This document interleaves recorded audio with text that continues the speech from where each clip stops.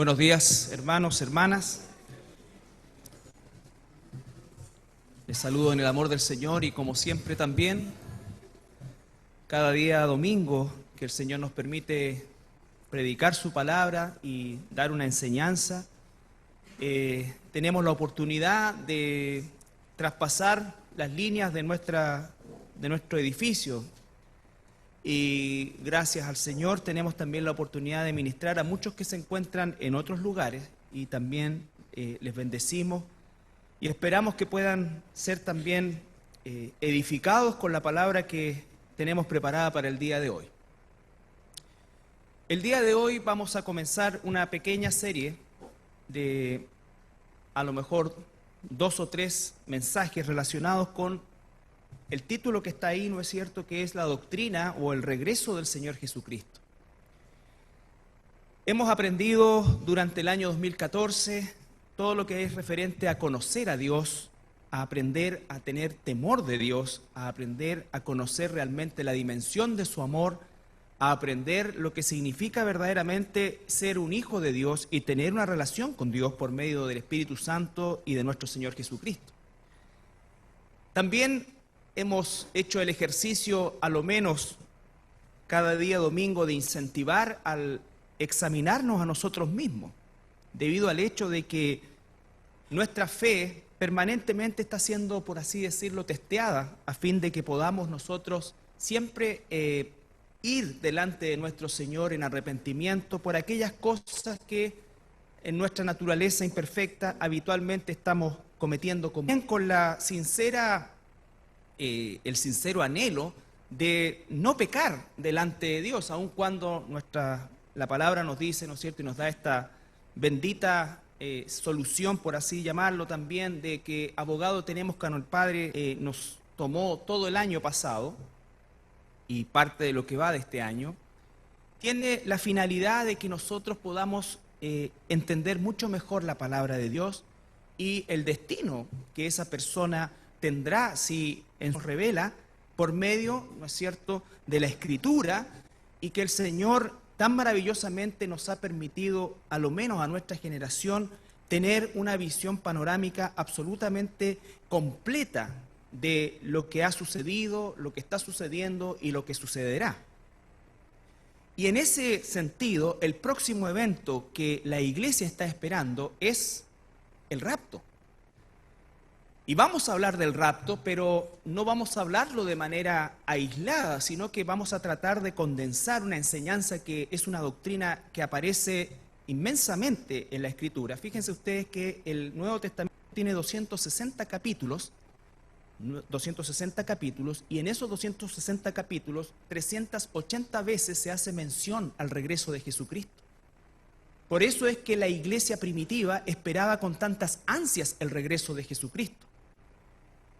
Cosa que la iglesia de hoy, dada la comodidad en que vivimos, dada la urgencia que tenemos, dejó de esperar, a tal punto que hay algunas concepciones absolutamente antibíblicas que niegan el acontecimiento del rapto, que está inserto dentro del regreso de nuestro Señor Jesucristo, y es lo que vamos a tratar de explicar, ¿no es cierto?, a la luz de la Biblia, donde existen, vuelvo a insistir, más de 300 o 380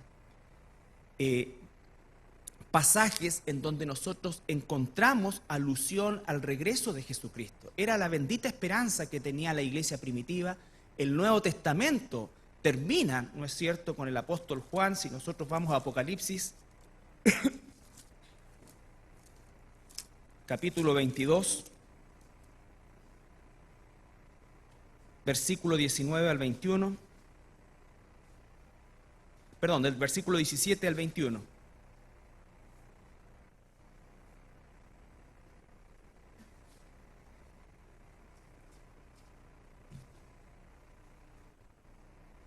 Este es el final del Nuevo Testamento y el final de la revelación de Dios a la humanidad. Apocalipsis capítulo 22, versículo 17 al 21. Y el Espíritu y la esposa, ¿quién es la esposa? La iglesia, ¿no es cierto? Dicen, ¿qué cosa? Ven. Y el que oye diga, ven, y el que tiene sed, venga, y el que quiere tome del agua de la vida gratuitamente. Yo testifico a todo aquel que oye las palabras de la profecía de este libro, si alguno añadiere a estas cosas, Dios traerá sobre él las plagas que están escritas en este libro. Y si alguno quitare de las palabras de este libro, del libro de esta profecía, Dios quitará su parte del libro de la vida y de la santa ciudad y de las cosas que están escritas en este libro. El que da testimonio de estas cosas dice, ciertamente vengo en breve. El que da testimonio, y está para los que tienen Biblia en estudio en rojito, porque Jesucristo dice, ciertamente vengo en breve. Amén, dice el apóstol Juan. Sí, ven Señor Jesús. La gracia de nuestro Señor Jesucristo sea con todos vosotros. Amén. Entonces vemos que el Nuevo Testamento cierra la profecía, cierra la revelación de Dios con el anhelo ardiente de una iglesia que esperaba y espera el regreso de Jesucristo. Entonces, hermanos, la iglesia actual, la iglesia contemporánea, y específicamente la iglesia del siglo XX en adelante, perdió la brújula del regreso de Jesucristo. La iglesia de este tiempo está tan empeñada en su propia comodidad, y cuando digo iglesia estoy hablando de cada uno de nosotros, está tan empeñado en sus propios objetivos, ¿no es cierto?, que perdió el rumbo y no quiere mucho saber de que Jesús va a regresar por nosotros. Por eso es que es tan importante entender lo que significa el regreso de Jesucristo dentro del contexto de un proceso que comenzó a gestarse a partir del libro de Apocalipsis, al final de esa revelación, pero que el Señor Jesucristo lo menciona en múltiples oportunidades y que desde siempre constituyó la esperanza bendita de la iglesia. La iglesia no está esperando al anticristo, la iglesia está esperando a Cristo. Entonces nosotros tenemos que entender que se ha distorsionado esta doctrina porque en definitiva se ha salido del contexto de la Escritura y se ha comenzado a inventar cosas que finalmente encasillan a las personas y a la fe. Es como cuando dicen, ustedes son calvinistas. No, nosotros no somos calvinistas. Que Calvino haya hablado de la elección es porque estaba en la Biblia, pero Calvino, por ejemplo, tenía una escatología espantosa. Nosotros no somos dispensacionalistas, aunque haya habido una persona que dividió el tiempo, ¿no es cierto?, en ciertas dispensaciones basado en hechos concretos que son bíblicos. Pero la iglesia cristiana no es dispensacionalista, la iglesia cristiana es bíblica. Y si la Biblia habla de períodos, tenemos que enseñar los períodos, pero no establecer un contexto, ¿no es cierto?, en el cual nosotros nos encasillemos y entonces seamos una denominación dispensacionalista. No es así.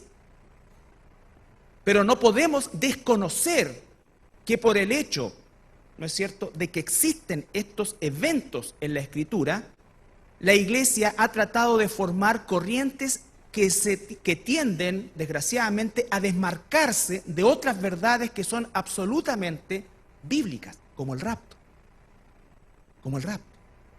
Y se inventan cosas que la Biblia nunca ha dicho, como por ejemplo el establecimiento del reino de Jesucristo ahora en la tierra. De lo contrario, entonces nosotros no oraríamos, Padre nuestro que estás en los cielos, santificado sea tu nombre, venga tu reino. Ese reino va a venir cuando Él venga. Pero ¿cuándo va a venir? ¿Cuándo va a venir? ¿Cómo va a venir? ¿Por quiénes va a venir? ¿Qué va a hacer durante esa venida? Son cosas que nosotros tenemos que, en definitiva, solamente responder a la luz de la Escritura. Y para eso, dado el hecho de que pongámosle por el Espíritu de Dios ya, para no decir una desviación de estudios que tengo yo, no puedo enseñar el rapto sin enseñar primero todo lo demás. Primero, hay gente en la iglesia, no solamente en esta, sino que en la iglesia en general, que no sabe qué es la iglesia. Muchos incluso con años como cristianos dicen la iglesia católica. A lo mejor ya por una cosa, digamos, de costumbre, pero un cristiano que ha sido enseñado a lo menos en la palabra de Dios sabe que el catolicismo romano no es la iglesia y que la iglesia es una sola. La iglesia es una sola. No existe la iglesia, ¿no es cierto?, adventista, la iglesia de los mormones. La verdadera iglesia es la iglesia cristiana y es una sola. Por ejemplo, también hay cristianos que confunden la iglesia con Israel. Hay doctrinas tan heréticas que dicen que la iglesia reemplazó a Israel. O peor aún, que Israel y la iglesia son lo mismo. Entonces desconocen todo el proceso de cada uno de los actores de este drama, por así llamarlo, y que definitivamente nosotros tenemos que conocer a la luz de la Escritura para poder definir efectivamente qué rol le corresponde a cada uno en este proceso. De lo contrario, vamos a estar metiendo todo en una misma juguera y ciertamente vamos a confundir cosas que pertenecen a Israel con cosas que son de la iglesia y viceversa. Vamos a ir a Juan capítulo 14. Juan capítulo 14, versículo 1 al 3, que es otro de los pasajes que nos habla de la promesa del regreso del Señor Jesucristo. Fíjese que no estoy hablando de segunda venida, estoy hablando del regreso, que incluye la segunda venida. Juan 14, Evangelio de Juan, capítulo 14, versículo 1 al 3.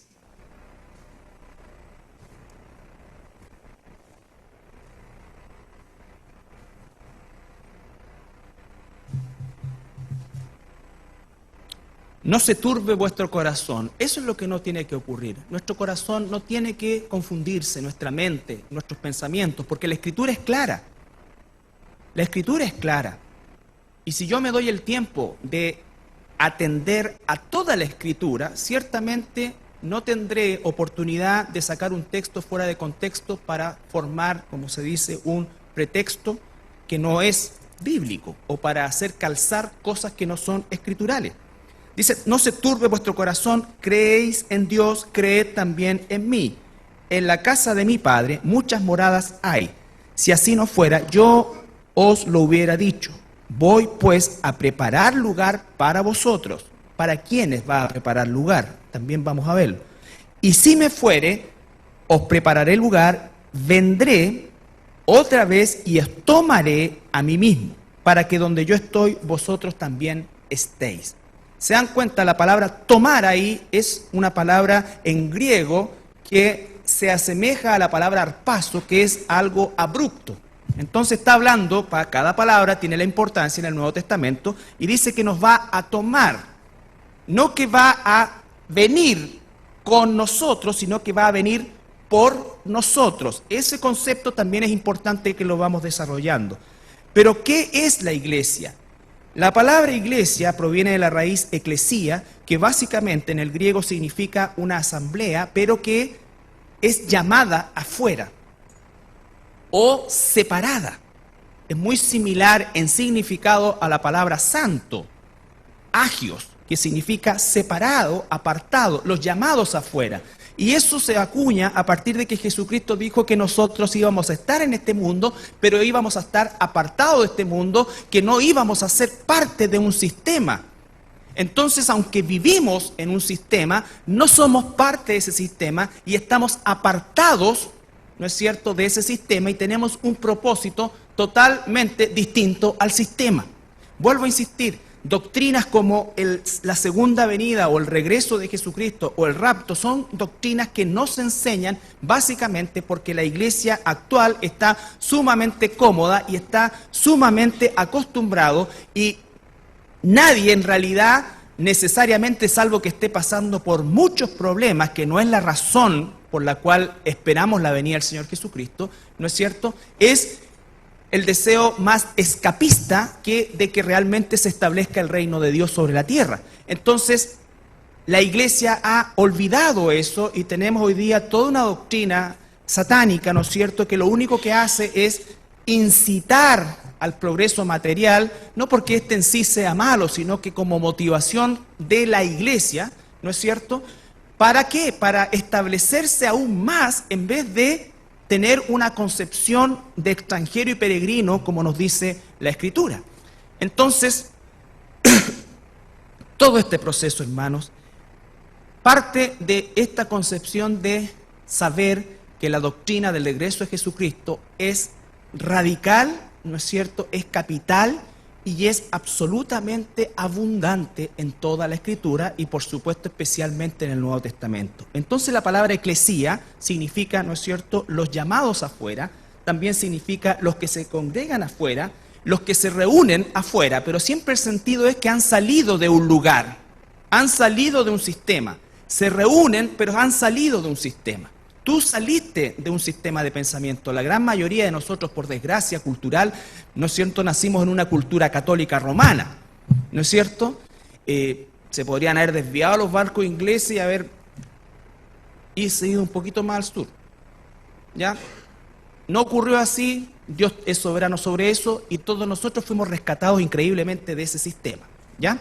Algunos más que otros, ¿ya? Entonces, pero fuiste sacado de ese sistema, del sistema humanista, del sistema, lo que sea. Hay aquí personas que eran activistas políticos, hay personas que tenían distintas concepciones y filosofías de la vida y el Señor los ha sacado de ahí y hoy día su sistema de vida está basado en la Escritura. Espero, ¿no es cierto? Entonces, ¿cuándo parte la iglesia? Para entender que la iglesia no es Israel, ni Israel es la iglesia, ni uno reemplaza al otro. En el caso de la iglesia, nosotros tenemos en Mateo 16, 18, la primera alusión o el primer nombramiento de la iglesia de boca de nuestro mismo Señor Jesucristo. Mateo capítulo 16, versículo 18. Vamos a leer desde el versículo 13 al 18. Este es un texto sacado de contexto que el romanismo usó para establecer que Pedro es la roca. Y la palabra Pedro es Petros, que significa piedra pequeña. Y lo que dice el Señor es Petra, que significa roca del fundamento. Viniendo Jesús a la región de Cesarea de Filipo, preguntó a sus discípulos diciendo: ¿quién dicen los hombres que es el Hijo del Hombre? Ellos dijeron: uno Juan el Bautista, otros Elías, otros Jeremías o alguno de los profetas. Él les dijo: ¿y vosotros? ¿Quién decís que soy? Se dan cuenta, la pregunta era: ¿quién dice la gente que soy? Y salieron muchísimas opiniones al respecto, como puede suceder el día de hoy también. Sin embargo, cuando él se vuelve a su grupo íntimo, el apóstol Pedro, Simón Pedro, dice: tú eres el Cristo, el Hijo del Dios viviente.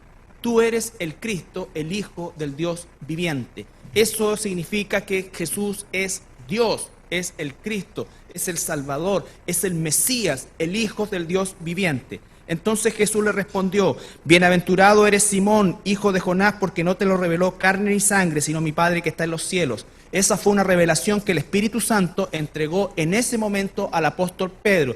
Hasta ese entonces y hasta la inauguración de la iglesia en el libro de los Hechos, el Espíritu Santo venía, ¿no es cierto?, y se iba, inspiraba a una persona, ¿no es cierto?, y después salía de esa persona. ¿Qué es la situación? Porque Jesús está viviendo bajo la economía a esta altura de la ley. Él está bajo la ley. Entonces dice: y yo también te digo que tú eres Pedro, Petras, piedras pequeñas, y sobre esta roca, sobre esta Petra. ¿Cuál es la roca? La confesión, que Jesucristo es el Mesías, el Hijo del Dios viviente. Sobre eso se fundamenta la iglesia. Y yo te digo también que tú eres Pedro, y sobre esta roca edificaré mi iglesia. Edificaré mi iglesia. La iglesia no está en el Antiguo Testamento.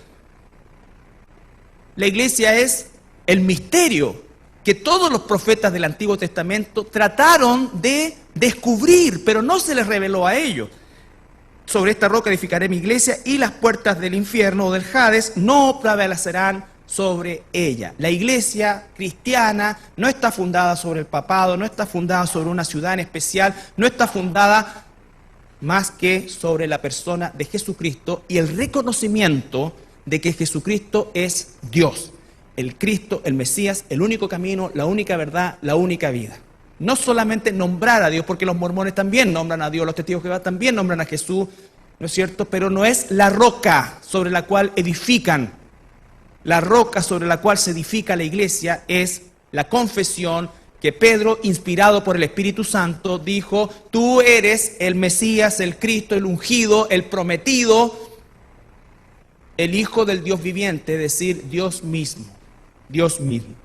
Ahí aparece la alusión de la palabra iglesia, dice que sobre esa verdad gigantesca, inamovible, inconmovible, fundaré, levantaré mi iglesia. Es decir, a esa roca confluirán todos los que yo llame fuera de este sistema. Efesios capítulo 5, versículo 32.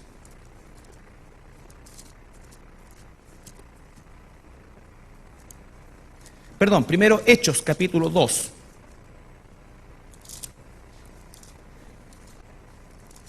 Todo el capítulo 2 del libro de los Hechos habla del nacimiento de la iglesia. Recuerden ustedes que Jesús le dijo a sus discípulos, un poco más de tiempo, esperen, júntense, no se dispersen, hasta que venga sobre ustedes el Espíritu Santo. ¿No es cierto? Se inaugura el tiempo de la iglesia con la venida del Espíritu Santo. Cuando llegó el día de Pentecostés, Hechos 2, 1, cuando llegó el día de Pentecostés estaban todos unánimes juntos, y de repente vino del cielo un estruendo como un viento recio que soplaba, el cual llenó toda la casa donde estaban sentados, y se les aparecieron lenguas repartidas como de fuego, asentándose sobre cada uno de ellos, y fueron todos llenos del Espíritu Santo y comenzaron a hablar en otras lenguas según el Espíritu les daba que hablasen. Moraban entonces en Jerusalén, porque era la fiesta de Pentecostés, la fiesta importantísima dentro del calendario judío, que congregaba la mayor cantidad de judíos en Jerusalén de todas las partes, muchos de los cuales ni siquiera hablaban el idioma, ¿no es cierto?, que en este caso en el pueblo era el arameo. Y hecho un estruendo, se juntó la multitud y estaban confusos porque cada uno les oía hablar en su propia lengua o glosa, que es idioma, y estaban atónitos y maravillados diciendo, mirad, ¿no son estos galileos todos los que hablan? ¿Cómo pues les oímos nosotros hablar cada uno en nuestra lengua en la que hemos nacido, partos, medos, elamitas y los que habitamos en Mesopotamia, en Judea, en Capadocia, en el Ponto y en Asia, en Frigia, Panfilia, en Egipto y en las regiones de África, más allá del Cirene? Y romanos aquí residentes, tanto judíos como prosélitos, cretenses, árabes, les oímos hablar, más de 15 naciones, cretenses y árabes, les oímos hablar en nuestras lenguas las maravillas de Dios. Ese hecho único e irrepetible inaugura la iglesia. Todos aquellos que recibieron el don de hablar otro idioma comenzaron a predicarle a los judíos del idioma que correspondía, comenzaron y volvieron seguramente con ellos y establecieron iglesias en los lugares donde fueron llevados, porque cuando Pablo, por ejemplo, recorre Asia Menor, muchas de las iglesias que estaban ahí, o de las que se nombran, había varias de ellas que nunca habían sido fundadas por el apóstol Pablo, ni por otro de los discípulos. Entonces, ¿cómo es que se lograron fundar esas iglesias? Principalmente dado la explosión evangelística milagrosa que se gestó a partir de este evento único de, ¿no es cierto?, la aparición de los idiomas en personas que nunca habían hablado el idioma en cuestión.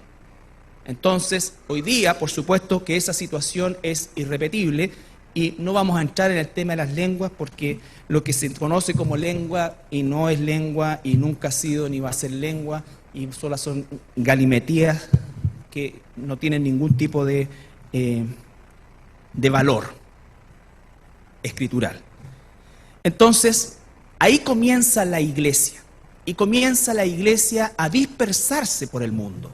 Se concentra en Jerusalén, se dispersa a partir de Jerusalén, y los primeros, ¿no es cierto?, cristianos eran de origen judío. Pero el origen judío pasó a ser solamente una situación, entre comillas, circunstancial, porque la iglesia la comenzaron a componer judíos y gentiles. Cuando el judío decía gentil, se estaba refiriendo a cualquier otra persona de cualquier otra nacionalidad u origen que no fuera judío. Entonces, un término absolutamente genérico. Vamos ahora sí a Efesios capítulo 3.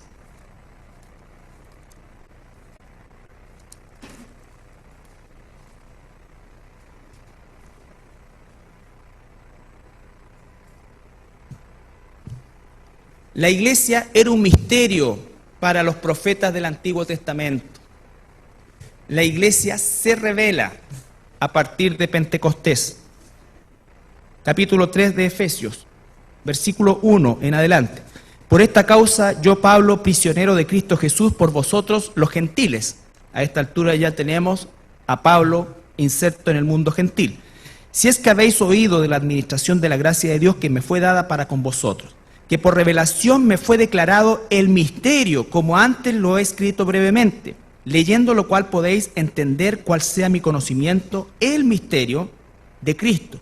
Misterio que en otras generaciones no se dio a conocer a los hijos de los hombres, como ahora es revelado a sus santos apóstoles y profetas por el Espíritu. En otras generaciones, las generaciones pasadas, no se sabía de esto, no existía este concepto. ¿Cómo es que los gentiles iban a entrar dentro de esto? No se conocía la gracia, ellos conocían la ley. Entonces, todo este proceso está revelándose en el Nuevo Testamento y especialmente y específicamente a través de los apóstoles. Del cual yo fui, versículo 7, ministro por el don de la gracia de Dios que me ha sido dada, según la operación de su poder. Versículo 8. A mí, que soy menos que el más pequeño de todos los santos, me fue dada esta gracia de anunciar entre los gentiles el evangelio de las inescrutables riquezas de Cristo y de aclarar todo lo cual sea la dispensación, por lo menos la palabra aparece, del misterio escondido desde los siglos en Dios, que creó todas las cosas, para que la multiforme sabiduría de Dios sea dada a conocer por medio de la Iglesia a los principados y potestades en los lugares celestiales, conforme al propósito eterno que hizo en Cristo Jesús, nuestro Señor, en quien tenemos seguridad y acceso con confianza por medio de la fe en Él, por lo cual pido que no desmayéis a causa de mis tribulaciones por vosotros, las cuales son vuestra gloria.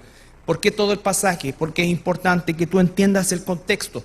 Está hablando de una revelación que está recién entendiendo, ¿no es cierto?, tanto el judío como el gentil, este misterio que es la iglesia.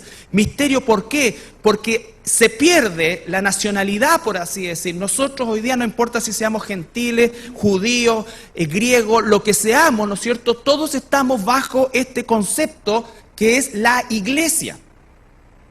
¿Qué es la iglesia? La multiforme gracia de Dios se distribuyó a todo por causa de la gracia de Dios para establecer la iglesia. Entonces, cuando hablemos del rapto, tenemos que hablar de un grupo de personas específico. El Espíritu Santo ha obrado desde la creación en adelante, ¿no es cierto? Siempre ha obrado, pero hay un periodo de tiempo que se inaugura, que se llama la iglesia. Y la iglesia está constituida de toda lengua, raza y nación, quienes vivimos y disfrutamos del misterio de la gracia de Dios. Entonces, Colosenses ahora.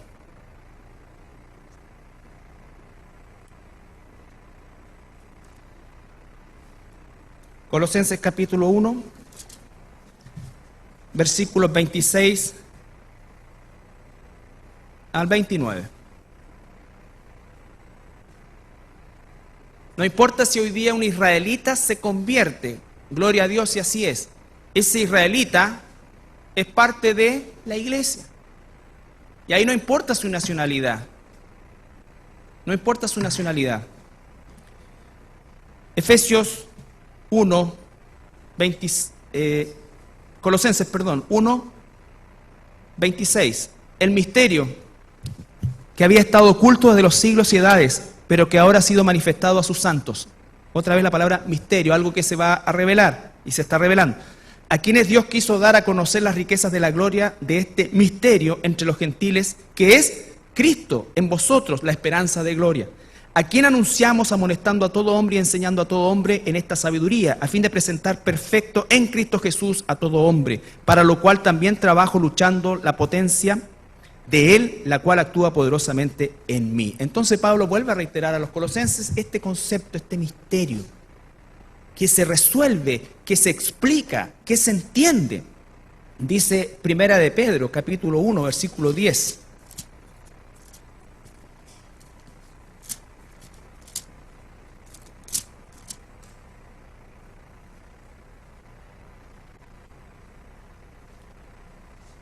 Si uno comenzara el versículo 3, habla de bendito el Dios y Padre, nuestro Señor Jesucristo. Por su gran misericordia nos hizo nacer una esperanza viva, en fin, y comienza a hablar y ese es el contexto.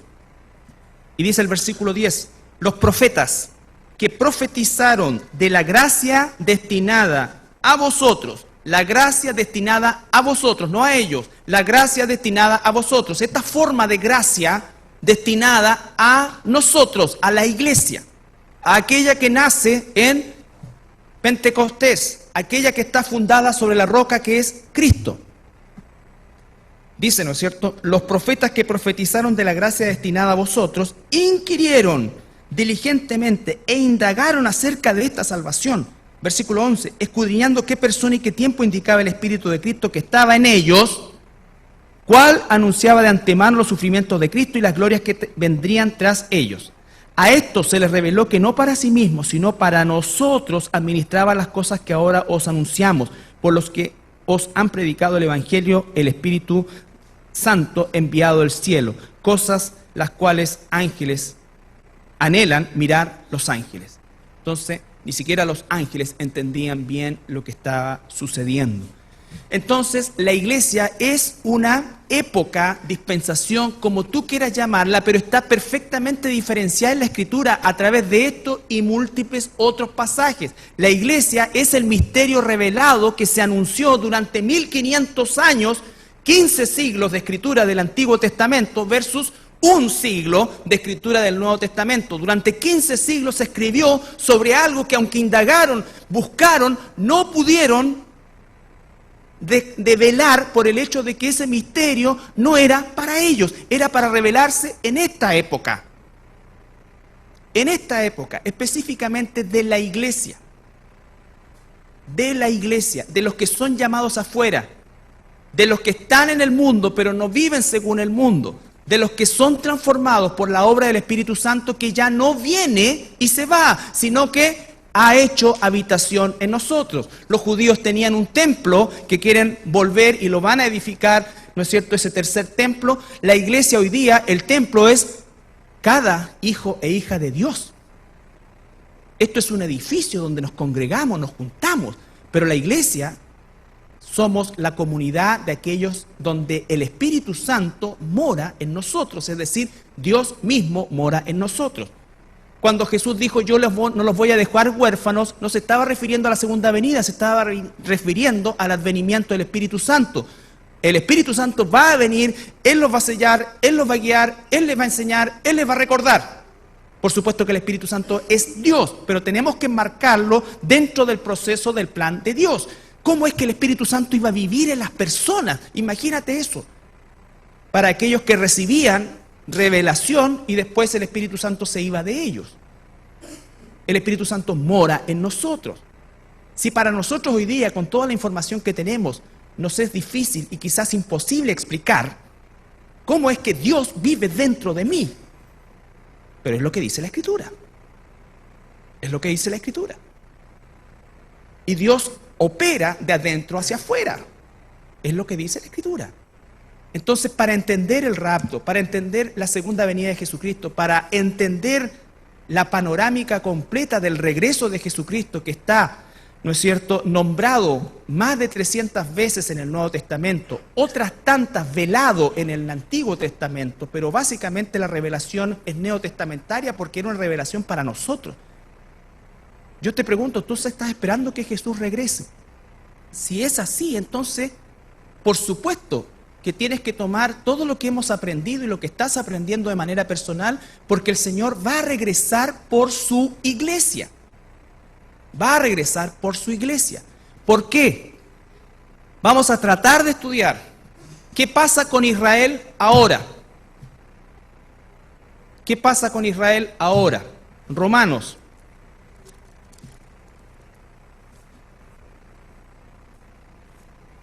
Vuelvo a insistir, para entender el regreso del Señor Jesucristo, tengo que entender bien que hay un actor que es la iglesia, otro actor que es Israel.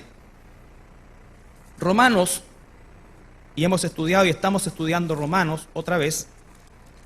Vamos a ir al al capítulo 11. Todo el capítulo 10, 11 y 12 habla y hace referencia a la situación y al estado actual de Israel. Pablo está hablando ya no desde el tiempo de la ley, sino desde el tiempo de la gracia. Pablo ya está en la época de la iglesia. Jesús estuvo en la época de la ley. Él anunció su iglesia, pero él no vivió, físicamente hablando, por supuesto, en la iglesia. Él vivió en la ley. ¿Ya?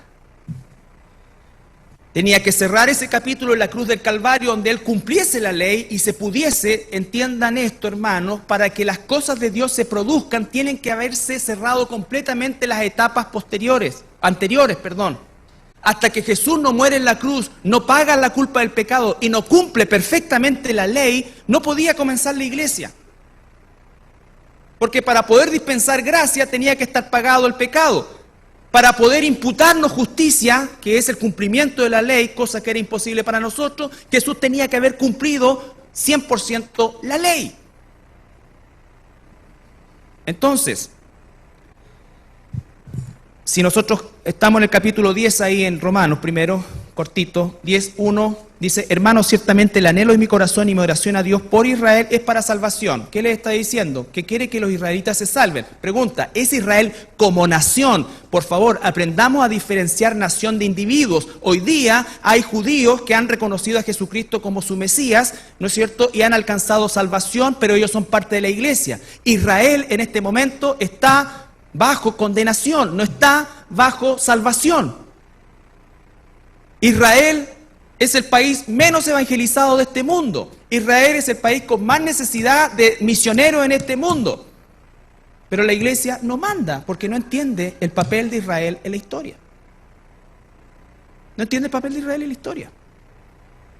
El anhelo de mi corazón y mi oración a Dios por Israel es para salvación, porque yo les doy testimonio que tienen celo de Dios, pero no conforme a ciencia, al conocimiento verdadero. Porque ignorando la justicia de Dios y procurando establecer la suya propia, no se han sujetado a la justicia de Dios. Porque el fin de la ley ya terminó el período como concepto de la ley. Jesús no abrogó la ley, terminó el período. Por eso es que cuando los adventistas del séptimo día no comen jamón, no comen esto como una cosa legal, es lo más tonto del mundo. Porque Dios ya terminó con eso. Y además los adventistas no comen chancho, pero no se circuncidan. Y la señal del pacto es la circuncisión, no el no comer jamón.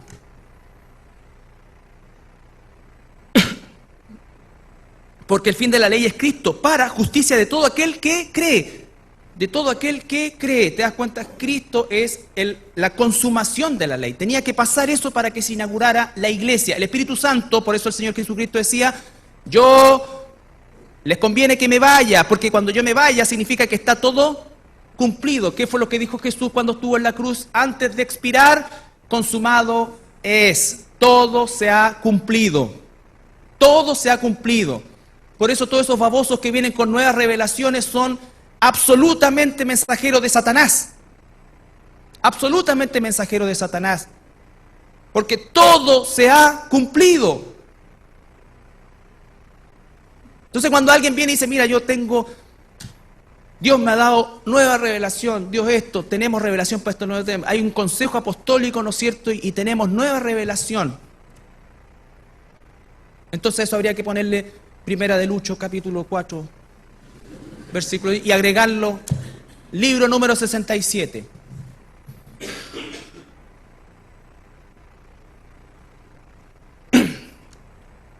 Capítulo 11. Por favor, si ustedes son aplicados, estudien el 10, 11 y 12 de Romanos. Y si tienen Biblia de estudio, todas las referencias que aparecen al costado, búsquenlas. Se van a demorar por lo menos un par de meses. Pero van a tener claro qué es lo que significa Israel dentro del plan de Dios. Capítulo 11, versículo 1. Digo pues, ¿ha desechado Dios a su pueblo? ¿Qué pueblo? ¿Cuál es el contexto de los capítulos? Israel. En ninguna manera, porque también yo soy israelita, de la descendencia de Abraham, de la tribu de Benjamín. Israel tiene una descendencia física, ¿no es cierto? Nosotros tenemos una descendencia espiritual. En el periodo de la iglesia, todos somos salvados, no por la circuncisión, no por esto, sino por la gracia de Dios. Pero Israel no ha sido desechado por Dios. Israel está en la banca. Capítulo 11, ahí mismo, versículo 11. Digo pues, han tropezado los de Israel para que cayesen en ninguna manera, pero por su transgresión vino la salvación a los gentiles para provocarles a celos. Y si su transgresión es riqueza del mundo y su defección la riqueza de los gentiles, ¿cuánto más, y escucha aquí, su plena restauración? ¿Cuándo va a ocurrir la restauración de Israel? Hoy día Israel está restaurado políticamente y como país, pero no está restaurado espiritualmente. No se está refiriendo a eso el Señor acá, por medio del apóstol Pablo. Por eso es que vamos a tener que entender la semana 70 de la profecía de Daniel 9. 70 semanas están determinadas sobre tu pueblo y sobre tu santa ciudad. Bien claro, tu pueblo no es Chile, tu santa ciudad no es La Serena, ni siquiera existíamos en ese tiempo, por lo tanto es claro que es Israel y Jerusalén. ¿Ha ocurrido hoy día la restauración de Israel espiritualmente hablando? Claro que no. Están más lejos que nunca, por así decir, de la gracia salvadora y el reconocimiento de Jesucristo. Tú no sabes lo que es nombrar a Jesús en los círculos ortodoxos de Israel. Hoy día el empecinamiento de los israelitas es la construcción de su tercer templo que va a ser financiado, auspiciado y autorizado por el mismísimo anticristo, el jinete del caballo blanco, de capítulo 6 de Apocalipsis, que le va a entregar la posibilidad de reconstruir su templo. Y como los judíos no son como los trabajadores chilenos, ¿no es cierto?, que hacen 2 paladas y conversan 2 horas, sino que es al revés, van a terminarlo en 6 meses tal cual está pronosticado. Con un sistema mecano, todo eso yo lo vi, ¿no es cierto? No solamente la maqueta y todo, sino que el sistema de construcción. En 6 meses ellos tienen levantado el templo. Tienen un cemento especial que demora 45 minutos en compactar. Entonces, versículo 25 del capítulo 11. Esta palabra es para nosotros ahora. Porque no quiero, hermanos, que ignoréis este misterio para que no seáis arrogantes. La iglesia ha sido arrogante con Israel. La iglesia, en términos generales, ha sido arrogante con Israel. Cuando se saca a Israel de los planes de Dios, cuando se piensa, ¿no es cierto?, que Dios desechó a Israel, Dios nos dice, no, ni nosotros somos el nuevo Israel espiritual, no existe tal cosa. Israel se va a convertir espiritualmente a Dios, sí, pero no hay ahora un Israel espiritual. Somos la iglesia, donde no hay judío, griego, ni ninguna otra cosa, ni ninguna otra nacionalidad. Porque no quiero, hermanos, que ignoréis este misterio, para que te den cuenta, misterio. ¿Cómo se devela un misterio? El Señor nos entrega las pautas en la Escritura. Para que no seáis arrogantes en cuanto a vosotros mismos, que ha acontecido a Israel endurecimiento. Dios lo tiene endurecido en parte, hasta que haya entrado la plenitud de los gentiles, hasta que el último salvo, oveja de Dios del período de la iglesia, haya entrado en alguna congregación verdadera en este planeta. Dios sabe quién es el último cristiano o cristiana que se va a convertir. Termina la plenitud de los gentiles y comienza otra etapa. Para que comience otra etapa no puede quedar resabios de la anterior. Por eso es que el rapto es parte del proceso de la segunda venida. La iglesia es la novia de Cristo. La próxima semana vamos a hacer un análisis de cómo culturalmente está tomado ese concepto, porque nosotros no podemos establecer el matrimonio a la luz de lo que es nuestra realidad actual. El matrimonio tiene que ser visto a cómo era el contexto en el que fue escrito. En el contexto en que fue escrito, ¿no es cierto? Entonces, versículo 26. Y luego, ¿qué pasa primero? Hasta la plenitud de los gentiles. Y luego, es decir, cuando termine ese periodo, y luego, todo Israel, ahora sí como nación, será salvo. Todo Israel será salvo. Hoy día Israel está endurecido. Va a haber un tiempo que va a ser salvo. Pero ese tiempo va a venir después de la plenitud de los gentiles. Y para que exista el tiempo de Israel, entonces yo tengo que entender la profecía de Daniel 9, la 70 semana.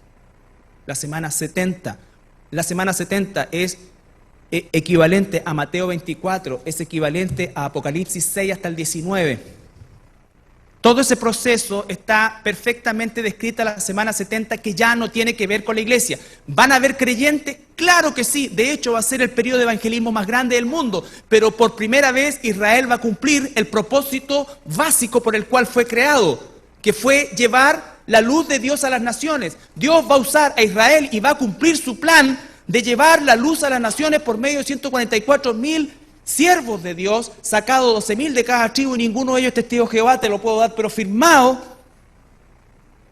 Esas aplicaciones absolutamente antibíblicas que se hacen, 12.000 de cada tribu, y ellos van a llevar un evangelismo pero increíble. Y los primeros en convertirse van a ser los millones de cristianos, no cristianos, que eran asistentes, pololos de la iglesia, eran, simpatizantes, pero nunca se convirtieron. Por eso hay que hablar de esto, porque si tú te quedas acá, tú tienes que saber que va a venir el tiempo que la Biblia llama la gran tribulación. El cristianismo ha pasado por tribulación durante toda su historia, pero hay un periodo que se llama la gran tribulación, que el Señor Jesucristo claramente en Mateo 24 dice que no hay parangón, no hay nada a lo que se le compare en toda la historia de la humanidad. Y Él lo está escribiendo en tiempos en que el pueblo de Israel estaba sumamente oprimido bajo el imperio romano. No lo estaba escribiendo en un tiempo como el que vivimos nosotros aquí en este país hoy, sino que en un tiempo de suma opresión, de esclavitud. Entonces dice que nosotros tenemos que entender que Israel está en este momento en stand-by. No nos enorgullezcamos, no menospreciemos. ¿Hay judíos que se están convirtiendo el día de hoy? Claro que sí, pero ellos son parte de la iglesia. Pero el gran avivamiento y la conversión de Israel a manera de nación va a ocurrir cuando ellos reconozcan a su Mesías. A su Mesías. Porque para que se inaugure el tiempo de la tribulación, ellos van a reconocer al anticristo como su Mesías, porque el anticristo le va a dar lo que quieren hoy y no pueden conseguir. Hoy quieren conseguir paz con las naciones para poder reconstruir su identidad nacional. Israel, todos sus líderes, aunque sean políticos y religiosos, o aunque los políticos y los religiosos tengan muchas diferencias en el plano de la administración dentro de la política de Israel, en el plano religioso son uno. Son uno. Y están unánimes en la necesidad de establecer y restablecer la identidad histórica de Israel, y eso no puede ser si Israel todavía no tiene su templo. Si Israel todavía no tiene su templo. ¿Y quién les va a dar esa posibilidad? Es el anticristo. Quien con un poder engañoso va a lograr que se firme la paz con toda la convulsionada zona del Medio Oriente. Pero nosotros, la iglesia, no vamos a estar ahí. Porque no es una etapa en la cual nosotros tengamos ya que ver, porque ya se cerró la plenitud de los gentiles. Ahora Dios se vuelve otra vez a su nación terrenal, que es Israel. Y para que ocurra eso, entonces tiene que ocurrir lo que llamamos nosotros y que la Biblia llama el rapto de la iglesia, que está dentro de la segunda venida, dentro del regreso de Jesucristo. Tenemos primero el rapto, la tribulación y el regreso o la segunda venida de Jesucristo. Y en la segunda venida de Jesucristo nosotros venimos con Él. Dice Apocalipsis 19, los ejércitos celestiales vestidos de lino fino, esa vestimenta se le da a los santos. En el cielo se nos va a dar una vestimenta que está sumamente descrita en la Biblia, que no es la vestimenta de los ángeles, es una vestimenta nuestra, porque el lino fino son las oraciones de los santos. Y los ángeles no oran ni por ellos ni por nadie. Bien. Hebreos.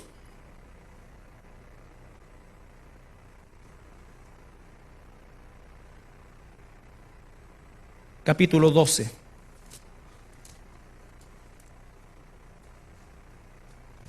Hebreos capítulo 12, versículo 18 al 24. Aquí hace otra diferencia con Israel. Israel nació a los pies del monte Sinaí.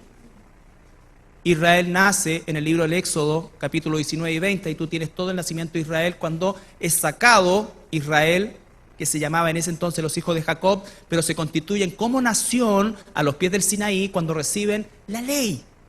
Ahí ellos constituyen como nación. De hecho, les cambia el Señor el calendario, empiezan a contar de ahí para adelante. Por eso muchas veces hay dos lecturas de calendarios, porque algunos toman desde el tiempo de Abraham, pero cuando Dios constituye a Israel, ¿no es cierto?, lo constituye en el monte Sinaí. La iglesia se constituye en Jerusalén, en Pentecostés. Porque no os habéis, capítulo 12, versículo 18, porque no os habéis acercado al monte que se podía palpar y que ardía en fuego, a la oscuridad, a las tinieblas y a la tempestad, al sonido de la trompeta y a la voz que hablaba, la cual los que la oyeron rogaron que no se les hablase más. Siempre hay una trompeta de por medio que representa la voz de Dios. Porque no podían soportar lo que se ordenaba. Si aún una bestia tocase el monte, será apedreada o pasada con dardo. Y tan terrible era lo que se veía que Moisés dijo: estoy espantado y temblado. ¿Se acuerdan cuando estudiamos la santidad de Dios? Cuando los israelitas tenían una concepción y una visión más física de la santidad de Dios. Sino que os habéis acercado, y ahora nos habla a nosotros, sino que os habéis acercado al monte de Sión, a la ciudad del Dios vivo, Jerusalén la celestial, a la compañía de muchos millares de ángeles, a la congregación de los primogénitos que están inscritos en los cielos, a Dios el juez de todos los espíritus, a los justos hechos perfectos, a Jesús, el mediador del nuevo pacto, y a la sangre rociada que es mejor que la de Abel. Te das cuenta que hace dos distinciones: los que estaban bajo esta economía, los que estamos bajo esta otra economía. Entonces, vamos a llegar hasta acá para que no se nos fundan los fusibles.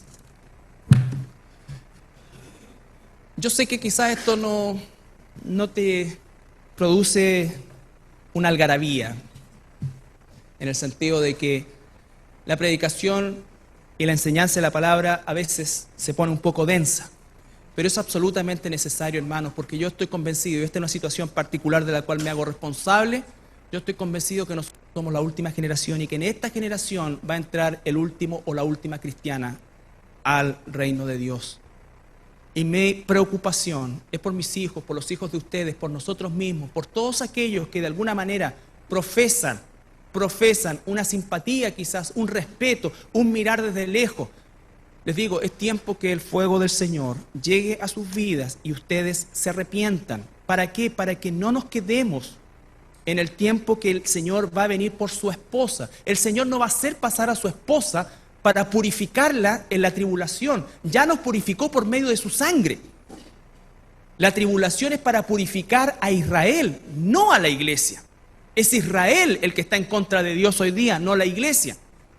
Nosotros ya fuimos comprados, fuimos sacados de la esclavitud. No vamos a ser probados ni limpiados por medio de una tribulación.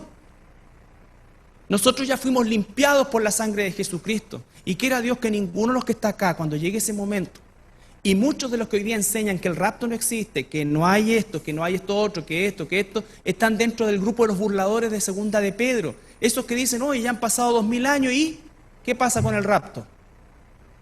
¿Qué pasa con el rapto? Todos los que nos antecedieron murieron con la esperanza.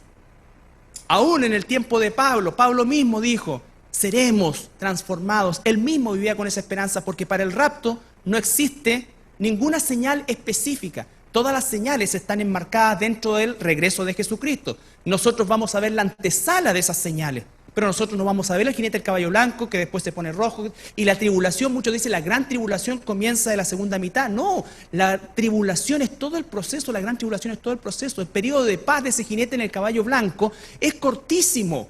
Rápidamente comienza la guerra, la matanza, el hambre. Lo que viene después son los juicios de Dios cuando empieza a derramar las copas. Y ese es el periodo que él dice que si no acortara, no se salvaría a nadie. Pero lo primero es pura maldad desatada por el anticristo, que va a traer una pseudo paz, pero rápidamente jinete rojo, jinete negro y jinete amarillo. Se calcula que el 25% de los que estén vivos en esa época van a morir en ese proceso, incluso antes de que comiencen los juicios de Dios. Entonces, hermano, es espantoso. Si tú crees en la Escritura, yo te llamo al arrepentimiento hoy, para que seamos parte de esa iglesia que va a ser tomada, va a ser ¿no es cierto?, en el tribunal de Cristo. Ahí se va a develar cada una de las cosas y recibiremos las coronas, ¿no es cierto? Y después pasaremos a las bodas del Cordero, porque en este momento estamos desposados, desposada la iglesia con Dios. Y el matrimonio de la iglesia con Jesucristo no va a ser en la tierra, va a ser en el cielo, en las bodas del Cordero. Y después, al final de los 7 años, vamos a venir con Cristo a reinar por 1000 años. Y después de esos 1000 años, entraremos a la eternidad futura. Eso es lo que dice la Escritura, hermano. Y tenemos muchísimos, cientos de pasajes extensos que nos hablan de eso. Estos no son pasajes puntuales, ni uno ni que otro. Algunos dicen, oye, pero el rapto aparece en 4 pasajes. La Trinidad no aparece en ninguno como palabra, y todos la creemos, porque está implícita ahí. Padre, Hijo, Espíritu Santo. Pero aún así la palabra rapto aparece. Pero más importante que eso es la evidencia de lo que va a suceder, de tener claro qué es la iglesia, qué es Israel. Que ambos hoy día, judíos y no judíos, estamos bajo el periodo de la gracia, pero los judíos como nación están endurecidos. Y ellos no van a reconocer al Mesías hasta que Dios los haya purificado por medio de la tribulación. Por medio de la tribulación. Bien, nos ponemos de pie.